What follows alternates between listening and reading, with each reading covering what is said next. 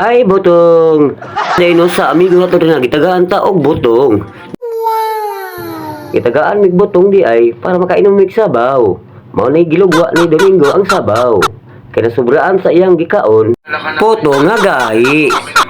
Parte yun pagkamala sa mo ganiha. Kaya abi na mo ganiha na manguha to may kinasun ta. Wala mo'y nakita na mo na kinasun. Mao nang kami karon nag-inom lang sabaw sa butong. Tapos si Romulo nag-inom pog butong. Kaya ang iyang kuan, jealousy, nakita na. Mao ni siya si Romulo Christian Dagdag. Mao kani na iya pang nakuan na wala ko bilin ni og sabaw. Mao ni si Bordogoy. Inom po siya sabaw para makusgan. Oh, nagpanglingo si Sandy. Iwan ni sabaw na bilin sa iyang sabaw.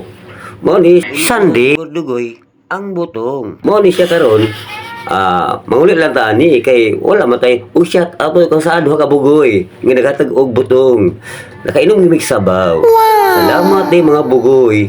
Og maayong hapon lang sa iyong tanan diha kay napalpak ba ang among pagkuha o kinason. Wala mi nakita kinason ri ganiha nasaag mi sa langoyon. Mao ni among gibuhat karon na mangula lang mi. Kay tungod kay wa mi nakuha nga kinason. Kay kanimo na kung kauban na si Christian na wala day kabalo kung asa di manguha og kinason. Mao ni siya karon plano mi na mauli lang ta. Kay wala tay pulos diri sa langoyon.